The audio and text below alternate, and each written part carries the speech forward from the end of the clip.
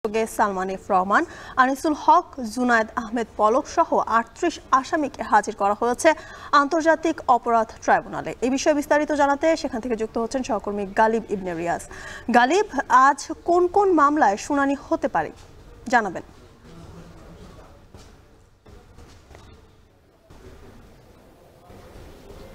যদিকা আন্তর্জাতিক অপরাধ ট্রাইব্যুনালের ইতিহাসে এই প্রথম যেখানে ৭টি মামলায় একযোগে এতজন আসামিকে হাজির করা হয়েছে।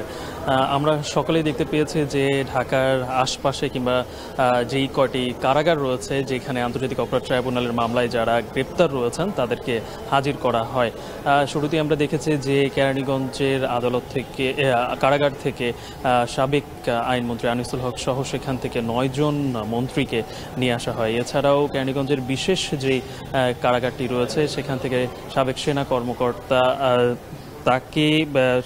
কর্মকর্তা জিয়াউল হাসান সহ সেখান থেকে ১৪ জন পুলিশ কর্মকর্তাকে এই আদালতে হাজির করা হয়। এছাড়াও নারায়ণগঞ্জ থেকে গোলাম দস্তগীর নারায়ণগঞ্জ কারাগার থেকে আর অন্যান্য জায়গা থেকেও আমরা দেখতে পেয়েছি যে এমনকি সাবেক এমপি কক্সবাজারের বদি তাকেও আজকে আদালতে হাজির করা হয়েছে। এছাড়া সাবেক শিক্ষা মন্ত্রী দীপুমণি তাকেও কারাগারে হাজির করা হয়েছে। দুজনকে শুধুমাত্র কারাগারে হাজির করা হয়নি, সেই দুজন, একজন শাহজাহান খান, তিনি অসুস্থ থাকার কারণে তাকে আদালতে হাজির করা হয়নি এখনও। আর সাবেক আইজিপি আব্দুল্লাহ মামুন তাকে এই এখন পর্যন্ত আদালতে হাজির করা হয়নি, কারণ তার বিষয়টি একটু ব্যাপারটা একটু ভিন্ন। কারণ তিনি এর আগে শেখ হাসিনার যেই এখানে যে একটি প্রধান যেই মামলা ১ নম্বর যে মামলা যেখানে ইতিমধ্যে অভিযোগ গঠন করা হয়েছে সেই মামলার রাজসাক্ষী হিসেবে তিনি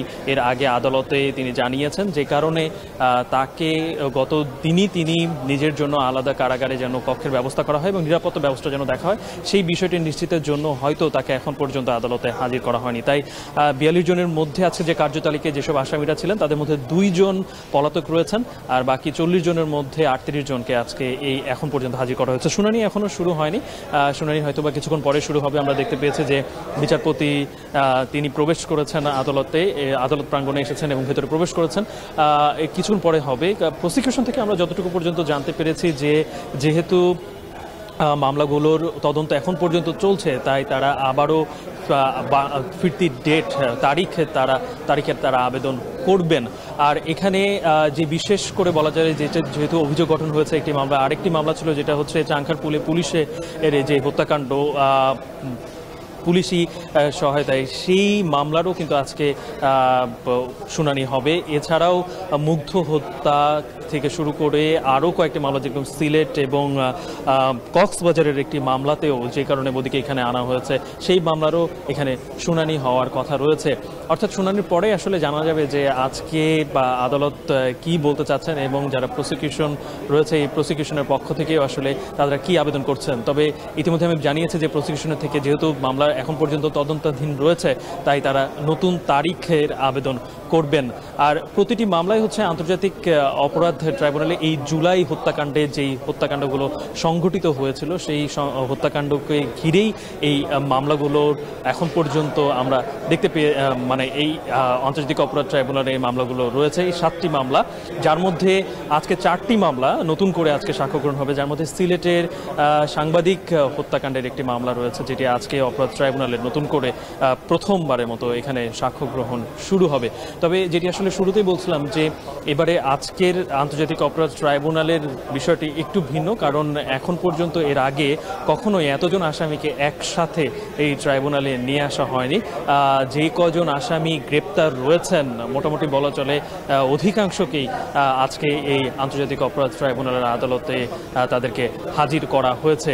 এবং সেখানে আমরা যদি একটু বিশেষ করে যদি বলতে চাই তাহলে যখন আনিসুল হক কিংবা যারা যারা ওই সময়ের হুকুমদাতা কিংবা খুব সরাসরি যারা সরকারের উচ্চ পর্যায়ে যারা ছিলেন, বিশেষ করে মন্ত্রী আনিসুল হক, জুনায়দ আহমেদ পলক থেকে শুরু করে আমরা অন্য আওয়ামী লীগ ছাড়াও অন্য দল কিংবা আওয়ামী লীগের সাথে যারা জোট করেছিলেন, হাসানুল হক ইনু কিংবা রাশেদ খান মেনন, তাদেরকেও আমরা আদালতের প্রাঙ্গণে আসতে দেখেছি।